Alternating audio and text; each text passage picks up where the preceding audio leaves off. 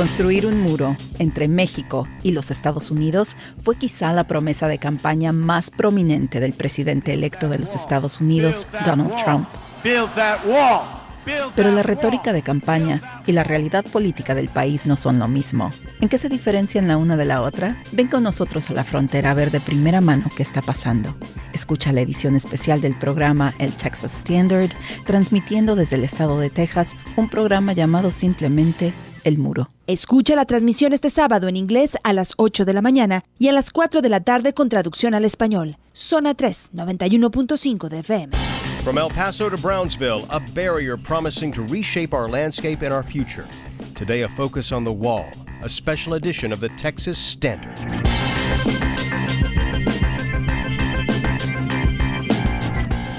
Texas Standard is a production of KUT Austin, KERA North Texas, Houston Public Media, and Texas Public Radio in San Antonio. I'm David Brown. It was a staple of his presidential campaign, and there are signs even before his inauguration. Work is already underway on Donald Trump's wall. But how does the campaign rhetoric square with the reality on the ground? Who will build it, and at what cost? How will it change our communities, our way of life, and how we see each other on both sides of a new great divide? Today, we're live from Brownsville, our starting point for The Wall. This special edition of the Texas Standard gets underway in just a moment.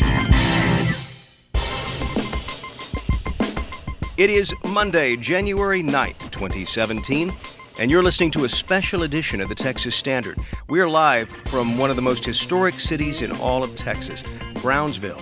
I'm David Brown. They call this the city where the border meets the sea, but on this Monday morning, as usual, the intersection that matters most here is this one. Long before the crack of dawn, cars line up to make the slow passage through the Gateway Bridge, one of 3 passages from Mexico into the U.S. here. And that's the direction of virtually all of this early morning traffic from Mexico into the U.S., though most of this traffic, it must be said, is pedestrian. A lot of them kids crossing over from downtown Matamoros to Brownsville using this bridge. The mayor, Tony Martinez, doesn't see these as streams of people leaving Mexico each day for the U.S. These are the people that are part of his day, the very people who are as much a part of what it means to live and work and go to school in Brownsville as anyone else. I mean, you have probably 3,000 to 4,000 people crossing the border every day.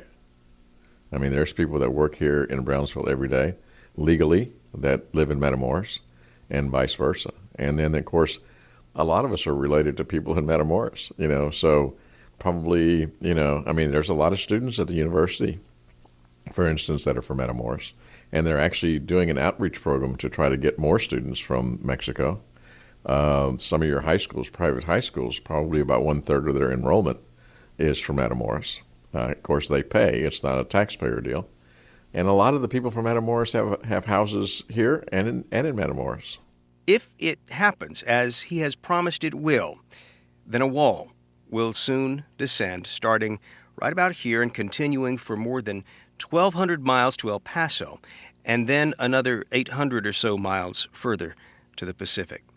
This is the wall of political imagination right now, but also what may soon be a reality that Mayor Martinez says will strangle this city and make everyday life more difficult in a place already struggling with above-average unemployment and below-average incomes. If America feels there's a need for a wall, Mayor Martinez can't understand why no one bothered to ask the people who live here about it. It's not something we want. It's not something that we care for. Nobody seems to be listening, and it garners traction from other parts of the United States when, in fact, they have no earthly idea what the type of life that we lead. I mean, these are our neighbors. They're our biggest trade partners. Thousands of people cross that border every day. Is there disruptions? I'm sure there are. But for the most part, we don't find it to be something that we're scared of. But in reality, there's already a physical barrier here. In fact, it runs clear through town and extends for miles out to the west and north. This fence, as the government prefers to call it, was authorized in 2006 by an act of Congress. And in most places, this fence rises 18 feet above the ground. These are closely spaced sheafs of what look like tall iron bars. The Rio Grande is just south of this barrier. It twists and turns, but the wall courses straight. In 2008, this wall, fence, if you will, carved a path right through Eloise Temes's backyard. Ms. Temes's family has farmed this land for generations, and though she fought in the courts to keep the fence off her property, there it is, maybe 50 yards from her house, and she is heartsick over it. You know, the depression, the sadness of having to get up every day in the morning and at sunset and see that barrier there, because to me, that barrier is symbolic of the erosion of our democracy, and that hurts. That hurts. Because I am a very patriotic person. I love my America. I served my country. My father served our country. We're patriotic. We believe in America. The erosion of our democracy, that's big stuff. Dr. Temes explains she's sick of politics, the Washington lawmakers she blames for proposing this wall that runs through her backyard. She is so angry about that fence and the political corruption she thinks it represents that in November she went to the polls and cast her ballot for... I voted for Trump. Even though the wall was a central promise of his campaign, why vote Trump? I don't believe that he's going to do that. I don't believe he's going to do it. He is not the only person who makes that decision.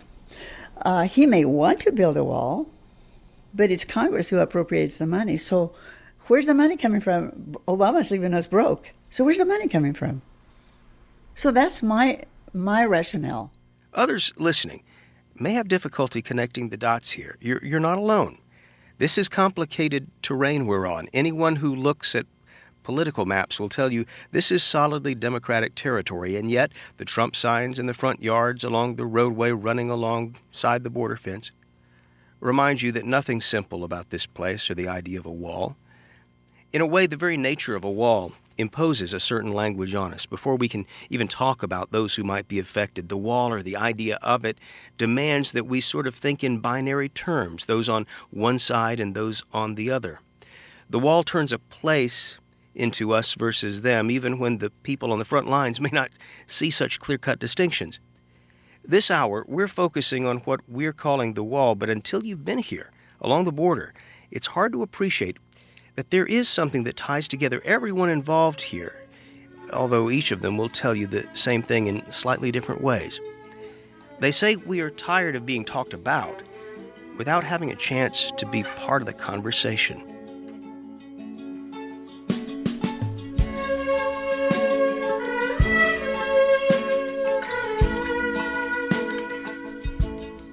For decades before 9/11, passage between the U.S. and Mexico was relatively easy, especially for those in the towns separated by just a sliver of the Rio Grande. Families spread out and set down roots on either side, creating a web of cultural interconnectivity, a unique shared identity. I can't think of one border city that would not feel that bond with their sister city or brother city, if you will, on the other side of the river. That's Texas House member Pancho Nevarez, a Democrat from the border city of Eagle Pass. There's familial ties, there's business ties. You know, I tell people that maybe in 1,000 years there won't be a United States or a Mexico or a Texas, and we won't call ourselves Texans or Mexicans or Americans, but we'll just be fronterizos, you know, border people. So what happens to that regional identity when a wall pops up between border cities? From KERA North Texas, Rachel Osier-Lindley talked with some South Texas residents. It's just before the holidays in McAllen, a town of 130,000 on the U.S.-Mexico border. Basilisa Valdez sits in the kitchen at her sister's house, waiting on relatives to arrive. Here, that means some come from across town and some from Reynosa, just across the river in Mexico. Before 2008, when a concrete and steel border fence went up along the Rio Grande, she says the two cities could seem like one. Now, when I see the wall, I see like that what they're trying to do is to separate the people. Like, I feel like it would not unite it. Valdez admits that's tough on people who've spent most of their lives seeing the borderlands as a single entity. She was born in Mexico and came to Texas 4 decades ago looking for work. When I was young, I worked in a daycare. I was a manager in a daycare, and I learned English in less than 6 months. Since then, Valdez built a successful career and became a U.S. citizen. Her father still lives on the other side of the border, and so does her niece. Her name's Dana de la Cruz, a social worker in Reynosa. She's visiting today and doing some Christmas shopping in the U.S. She feels welcome here, but hates seeing the wall as she passes into McAllen. She says it just feels bad. Muy mal para los mexicanos, un gasto innecesario. My niece is saying that it's a unnecessary expense. Neither one of them agrees with Trump's calls to expand the wall. The costs to the community are too high, they say, especially for something that doesn't work. That's not going to stop the people from coming over. There's always a way to come in. Another way to put it? It's folly. I have yet to meet a single official, a federal agent or a local policing person or just a regular citizen that thinks that the wall in South Texas is a good idea. Michael Seifert lives in Brownsville. To think that they're going to extend that folly out is like, good Lord. Seifert is a former priest and coordinator of Rio Grande Valley Equal Voice, a network of nonprofits and local organizations working in the valley. We've always seen ourselves as a region that crosses the borders. Families every Sunday would go into Matamoros, for instance, from Brownsville or into Reynosa from McAllen. And to see the wall slash right across the landscape of our city was disheartening is not the word, but it was heartbreaking. Of course, people can still visit their family and friends on either side, but Seifert says that's not the point. It's what the wall stands for. He's married to Dr. Martha Griffin, and for 10 years, she's been a pediatrician taking care of children along the border. When I see the border wall, I think of separated families. It's a symbol of hatred and bigotry. She says she's seen a rise in mental health and emotional issues in the kids she works with. For families and for children in particular, it has a significant meaning to them that they're not wanted. In a community where prior to 9/11, this was a very fluid border. She says everything has changed on the border since the wall went up, and it's almost all negative. One unlikely side effect? Griffin says the experience has galvanized many South Texans, who say they'll oppose any further border wall construction. Because, she says, the wall has made some folks finally realize what it means to be border people. For the Texas Standard, I'm Rachel Osier-Lindley.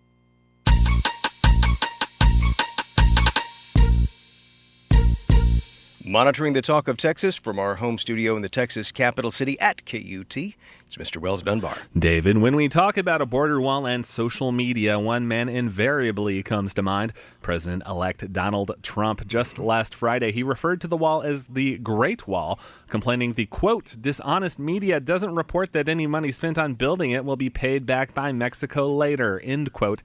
That arrangement questioned by many. On our Facebook page, Sylvia Harrington asks, exactly how is he going to pay for it in the meantime? Out of my Social Security check? Of course, that's just one aspect of the wall we're hearing about from our friends and listeners. That question, David, of what happens to a region's identity when a wall goes up, we're also taking that up on social media. Listeners can tweet at us. We're on Twitter at Texas Standard and using the hashtag TheWallTX. Bike Ombre tweets us, El Paso and Juarez used to be sister cities. Now they just happen to live next door to each other with a big wall between them. I'll be back with more, including some in-depth responses on a border wall and its impact, and how listeners can share their own insights with us at length. More on that later in the show. Wells Dunbar back in 35 minutes. He is monitoring the talk of Texas on this Monday as we explore the wall. It's a special edition of the Texas Standard coming to you live today from the southernmost city in Texas. A whole lot more just ahead. Stay with us.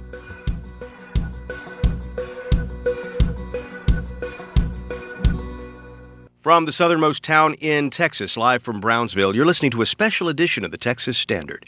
This is The Wall. I'm David Brown. Details about President-elect Donald Trump's border wall plan were a little sparse throughout the campaign. It's still not clear just where this wall will be built or whether it will even be an actual physical barrier that lines the full border. So let's say you actually live on the border, as in a wall would cut through your property. What do you do with the current lack of information? Marfa Public Radio's Travis Bubenik wanted to find out. So I'm standing in the muddy waters of the Rio Grande in Big Bend National Park. This is a place where Governor Greg Abbott recently said he does not want to see a wall built.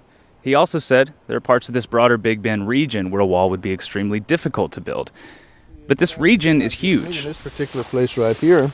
A couple hours west of the park near Presidio, Texas, alfalfa farmer Terry Bishop walks to the banks of that same winding river. In Mexico's, if you toss a rock underhand, you can pretty much hit it. This isn't the first time he's been faced with the prospect of a wall or fence coming through his property.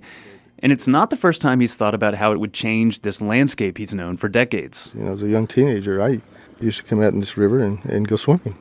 And to not even be able to get to it or to see some kind of monstrosity out there would be offensive, of course. But more importantly, he says a wall would change his livelihood, possibly even ruin it. If we were denied access to get down here and do our farming operations, what for little farming there is down here would be gone. I mean, if you can't get water, you can't grow anything in the desert without water. That's the bottom line. So what's he doing about all this? Well, like many people thinking about the wall, Bishop doesn't know what to do, but wait and see. We all kind of don't know what the situation will be under the Trump administration and how they'll proceed. That's Roy Brandeis. He's an Austin attorney who represented South Texas landowners in disputes against the federal government when the border fence there was being built in the late 2000s. He says there are two key ways landowners can stay plugged in. Get to know Border Patrol agents and talk with your neighbors. Because there's going to be some information out there that the group will have as opposed to maybe an individual. While Brandeis says border landowners should keep a close watch on the government's plans for any new fencing, there aren't many ways to challenge those plans. The only real success his clients had in South Texas was to delay construction for a while, or to negotiate how much money they'd get from the government as compensation. So essentially, if the government comes knocking, you're left with really understanding that it's probably going to happen, and your remedy or your right under the Constitution is to ensure that you get fair and just compensation. During the campaign, some Borderlands Trump supporters said they'd welcome a wall. But they were a minority, and even though that promise drove Trump to victory, some who scoffed at the idea, like Presidio Mayor John Ferguson, still have faith there's room for a more nuanced debate about how to solve immigration problems without a wall. If there were anybody who would be willing to listen, we really need, as United States, to consider ourselves not a gated community, but neighbors with these people, and see what we can do to work with some of these other countries, to address the root causes of this immigration. Ferguson's encouraged by Governor Abbott's comments about the wall in West Texas. So if we could get other people to come in and take a look and say, do you really think that's what the answer is in this part of the world? Maybe that might be a chance. Back on the river, farmer Terry Bishop notes he's got friends and family who work for Customs and Border Protection. While he's not hopeful he could stop a wall from coming here, he hopes those connections could at least help foster honest, open conversations. I'm hoping that they would come and talk to me, and not only me, but the other farmers in this area and landowners that depend on this, and talk to them and say, what is it that we need to be able to continue to do our livelihood, continue our business, and see in what ways we could work together, It's almost disorienting to hear such measured talk about working together after such a bitterly divided political season. But at this point, that approach is probably Bishop's best chance to have any say in how the promise of a Great Wall plays out at all. In Presidio, Texas, for the Texas Standard, I'm Travis Bubinik. Much of our discussion so far has been about the idea of a wall, but what about the physical construction of it? Who would build it? How would it be built? And what's the difference between a wall and the fencing that exists in some places now? Joining us is Doris Meisner. She is the former commissioner of the U.S. Immigration and Naturalization Service, the INS, and a senior fellow at the Migration Policy Institute. Commissioner Meisner, welcome to the Texas Standard. Well, thank you. I'm pleased to be with you. Much is being made over the idea of a fence versus a wall. When it comes to border security, is there a difference between the two? Not really. I think the terminology wall brings with it a connotation perhaps of something more formidable. But the fact of the matter is that barriers in the form of fencing of one sort or another have been widely used across the southwest border for 25 years. Have they been effective? Have they accomplished any objectives tactically or strategically speaking? Yes, the barriers have been very effective. The fencing has been a very important part of the overall border enforcement buildup, but it needs to be used strategically. The barriers, the fencing, contributes to an infrastructure combined with personnel and lighting and building of roads in ways that creates an entire system for enforcement. I feel like I'm having difficulty then maybe understanding what the argument would be against making a more impervious border. First of all, fencing is the single most expensive intervention, on average $3 million a mile. The cost estimates now for the president-elect's proposal would be, he has said about $10 billion, but the actual estimates are much more likely to be between $15 and $25 billion. There is an enormous amount of enforcement that can be purchased for that kind of investment. Would it matter, the height of such a wall? Is there a minimum requirement or at a point at which you sort of have diminishing returns? The fencing that's there now is about 16 feet tall. That is very tall. When you build fencing, you also need to build roads so that you have access to the fencing. And most of the areas that are not fenced today are very remote, so there would need to be a considerable amount of road building. So a major investment, and you have to ask what the return on that investment would be. Will that really pay off in considerably better enforcement results? That's the question. If you were to want to build a wall or perhaps reinforce with additional fencing or something along those lines, who do you turn to? You turn to a standard construction company, they'll be able to do the job, or is there some sort of expertise in this kind of work? I mean, the Border Patrol has traditionally worked with the military to reduce the costs of building fencing because the military uses the border areas as training opportunities. But by and large, the fencing has been built when it isn't able to be done in that way as part of training exercises, has been done through private contractors. So this would be a major contracting endeavor. Doris Meisner is a senior fellow at the Migration Policy Institute. She was commissioner of the U.S. Immigration and Naturalization Service in the Reagan and Clinton years. Thank you so much for taking time to speak with us, Commissioner. Sure, thank you.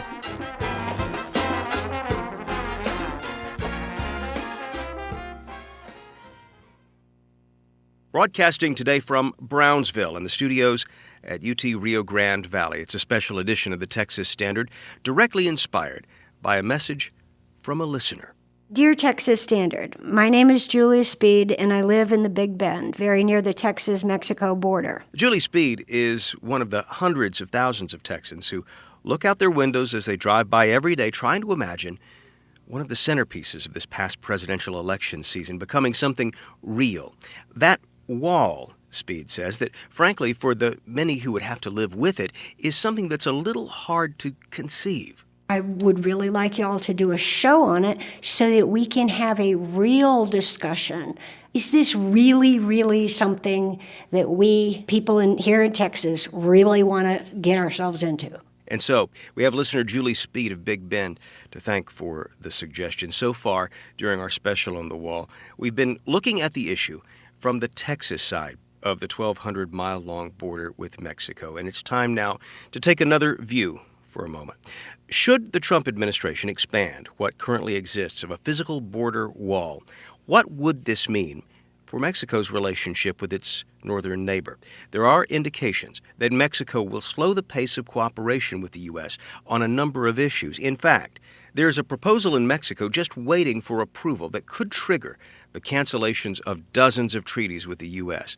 Marfa Public Radio's Lauren Madelon reports from Mexico City. The changing of the guard at Mexico's National Palace, the epicenter of power here since the Aztecs ruled. Mexican President Enrique Peña Nieto, his office inside the palace, says he wants to work with President-elect Donald Trump. He hasn't commented publicly on the wall since the election, but his foreign secretary, Claudia Ruiz Massieu, has. Here she is on PBS NewsHour. We've been very clear on the fact that Mexico will never consider paying for a wall. Legislation's been proposed in Mexico that would ban the use of public funds on any project that's, quote, against the country's interest. That's widely taken to mean the wall. Miriam Grunstein's an attorney and former advisor to the Mexican Senate on international law. She says an expanded wall is the ultimate symbol of division, at a time when she says both countries should be getting closer.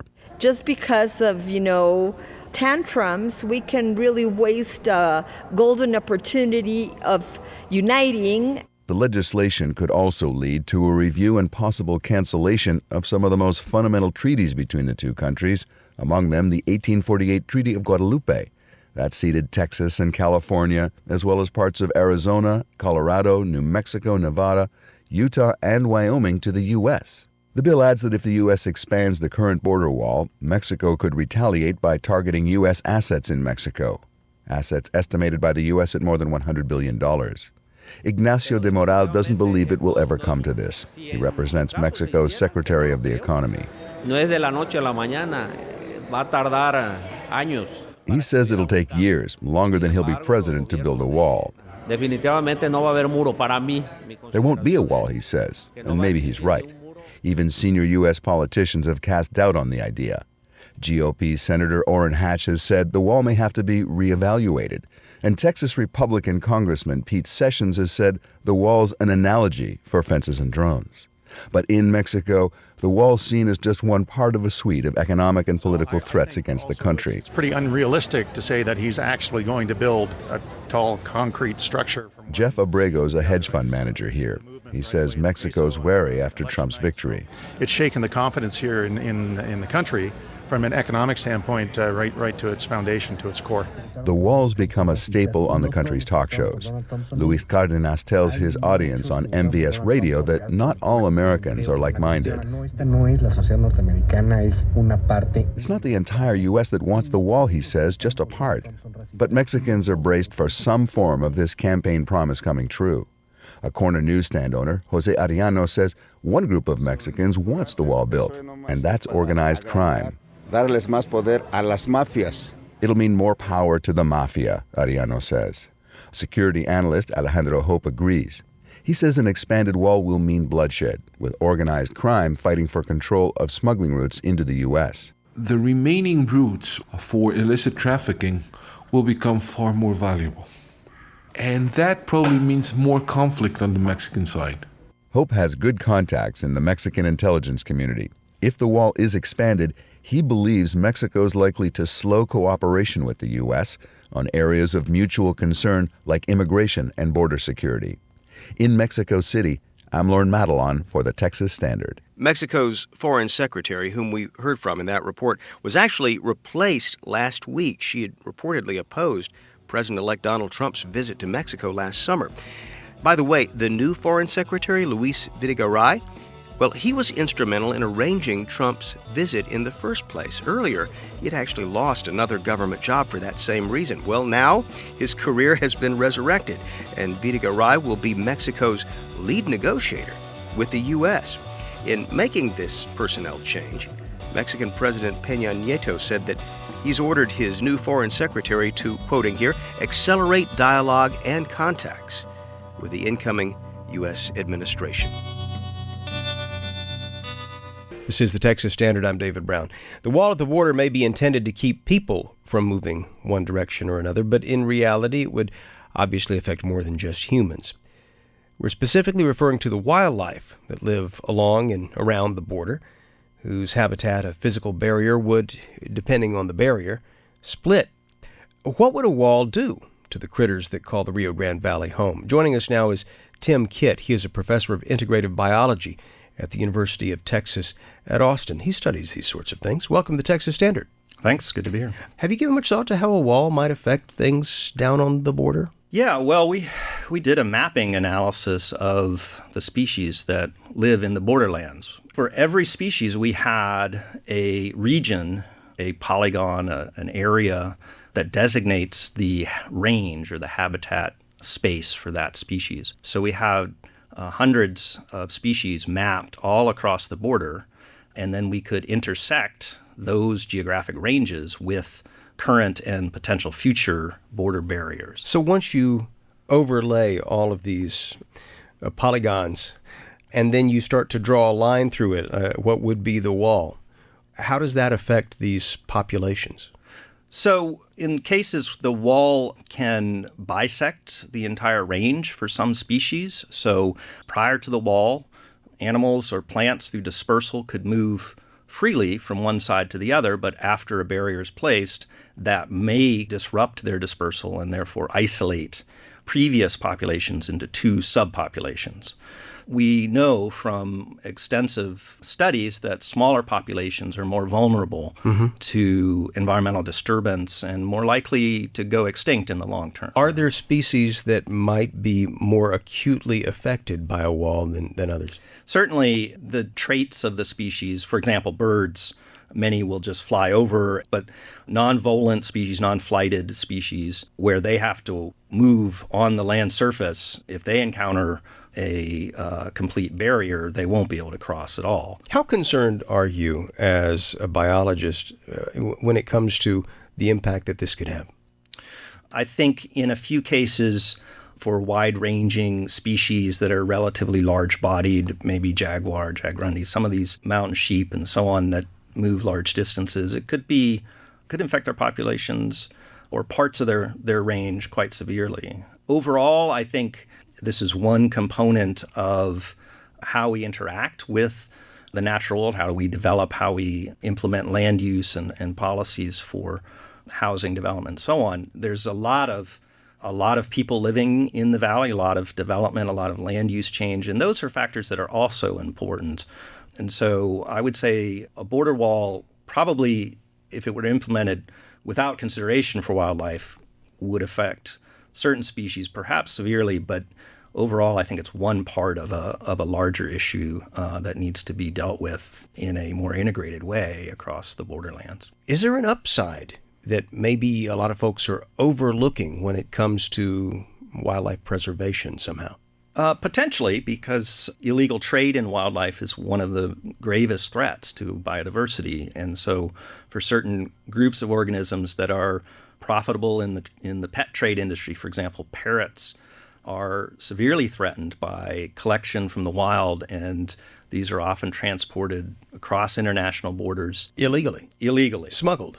They are smuggled in large numbers, and it's a severe threat to their populations. Many people are familiar with issues with ivory trade, for example, but there's also the broader pet trade and other kinds of uses of wildlife are actually one of the most severe threats. And so interdiction at the border could be something that would reduce this profitability and the extent of trade in certain wildlife. Assuming, of course, that the wall is sufficiently solid to keep smugglers from crossing. That's right.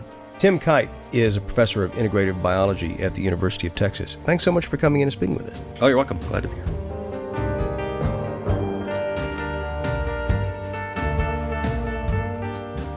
I want to make sure we're all on the same page here, so let's turn to a state map for a moment. Look down in that southwestern part, down there where the huge national park is, Big Bend. That's federally protected land. And on the other side of the border, into the Chihuahuan Desert, well, that's protected land too. In both cases, we're talking about environmentally protected land. What fences divide the north from the south in these parts? They're mostly accidental constructs of terrain, offering a freedom of passage, which has proven indispensable for a Mexican family desperate for clues about their missing daughter. The Texas Standard's Joy Diaz has their story. Silvia Ortiz calls the desert hollowed ground. I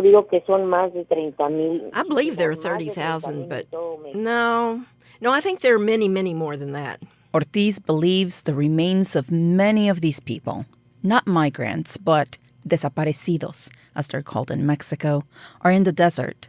But 30,000 missing people is just a guess. Look, no one knows what the real number is. Mexican officials admit they don't know how many people have vanished in Mexico. And just as alarming, they don't know who took them. drug cartels, crooked officials. Silvia Ortiz is just one of those thousands who are missing a loved one. My daughter's been missing since November 5th, 2004. Her name is Silvia Estefany Sanchez Viesca Ortiz. Ortiz calls her Fanny. In 2004, Fanny was 16, a basketball player who also painted. And from the time she was itty-bitty, Fanny wanted to be a pediatrician and had been visiting medical schools in 2004. Ortiz has learned Fanny was kidnapped by two cousins, one belonging to Los Zetas drug cartel. The other cousin was a cop. But without a body, Ortiz believes Fanny could be alive. They may have trafficked her, and she might be a prostitute in New York or Los Angeles. Or Texas. That's what the family heard at one point.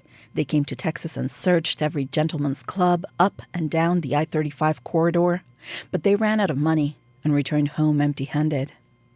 It was only in 2015 when Ortiz and her family finally really admitted there was a chance their daughter could be dead. There was a chance her body was dumped in the desert near the U.S.-Mexico border. The desert is the ideal place. Conditions there, they can vanish anyone. Ortiz, her family, and other families formed a search group called Vida. Every weekend, they comb the desert. They look for anything, really, but especially Fanny's distinct backpack. It looks like a pink stuffed bunny. They haven't found that yet, but they've found many other things. A few months ago, Ortiz's husband, Oscar Sanchez Viesca, told Mexican reporter Arturo Salazar about Grupo Vida's discovery. We found many remains. Thousands of them. They found more than 3,000 remains in an area not even a mile long. So what if the Chihuahuan Desert, a free-flowing region with no clear demarcations, gets a wall? The thought horrifies Ortiz. Oh, it feels like we would be going backwards. For Ortiz, the biggest challenge of a wall is not political or social or environmental. The goal is to find Fanny. She feels at some point she will literally hit a wall, and what if her daughter lies on the other side? I'm Joy Diaz for the Texas Standard. We are broadcasting live from Brownsville. It's a special edition of the Texas Standard, The Wall. There's a whole lot more just ahead. Stay with us. This is the Texas Standard, live today from Brownsville on the campus of the University of Texas, Rio Grande Valley. I'm David Brown. I can go outside this door, cross a parking lot, and look through a 12-foot-tall green chain-link fence. Where on the other side of the levee in the river is Mexico. Its otherness deriving from this thing that goes by different names, a fence, a border, a barrier.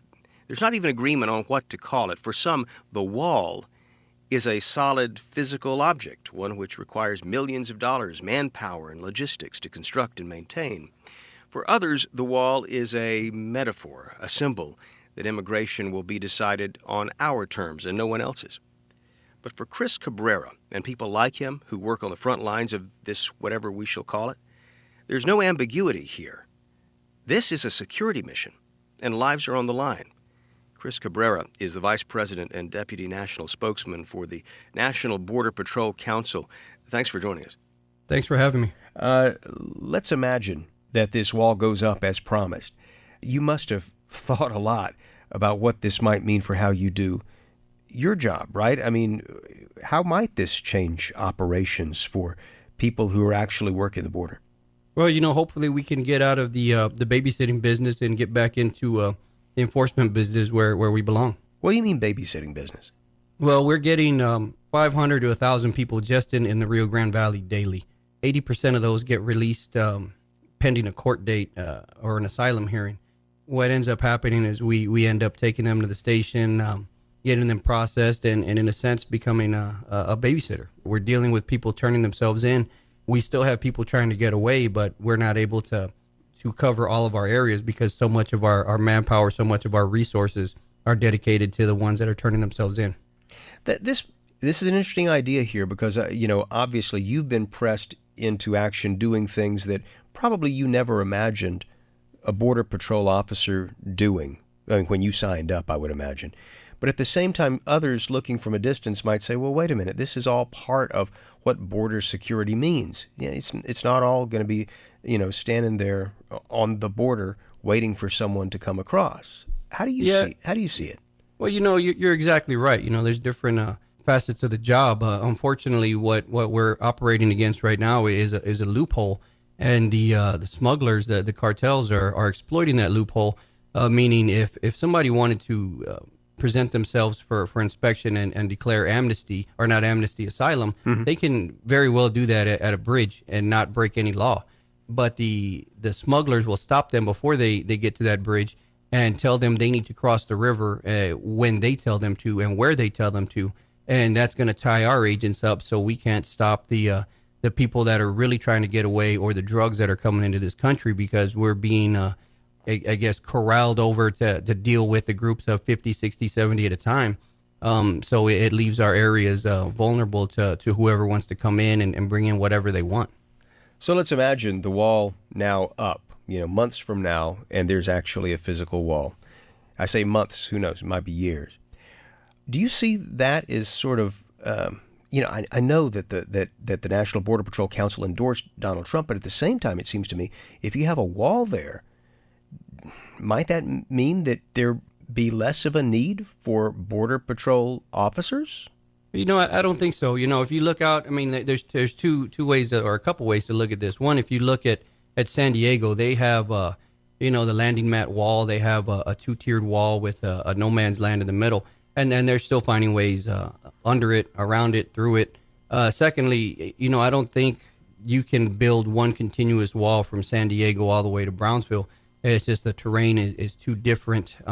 What's going to work in, say, Arizona is not going to work in, say, El Paso. It's just two different terrains. And if I think when we're talking about a wall, it's not actual concrete and block wall. I think different areas are going to call for different measures, whether it's a technological wall, a virtual wall, or an actual physical barrier. I think there's going to be two different things. Plus, we also have city patrol, all the other parts of our job, river patrol. There's just so much to be dealt with down here. It's just I don't see it ever going away. But what I do see is the problem continuing to fester. And we haven't taken any new measures to conquer this in the last 15 years that I've been here. What would disappoint you? For example, I can imagine that the Trump administration might look at a particular area and say, we're not going to build the wall as we've described here. And there may be some saying, wait a minute, this sounds like a promise that's been reneged upon. What would upset you at the end of the day if the wall doesn't look a certain way? Unfortunately, being in the Border Patrol 15 years, I don't think there's very much that can upset me anymore. I think one thing that needs to be done that was promised is close these loopholes in this catch and release policy. I think if that's not the first thing that's done, I think if I'm going to get disappointed, that's where it's going to be. There's a lot of talk of immigration reform, fixing a broken system. But the first thing that needs to be done, the very first thing that needs to be done is secure that border. If you don't secure that border, you can reform all day long, but you're going to continue to have people pouring in day after day, night after night, and you're going to continually need more reform. So until you secure that border, which is first and foremost in the eyes of all Border Patrol agents, nothing else can get done. Chris Cabrera is the Vice President and Deputy National Spokesman for the National Border Patrol Council. Thanks so much for speaking with us. No, thank you for having me. I really appreciate it.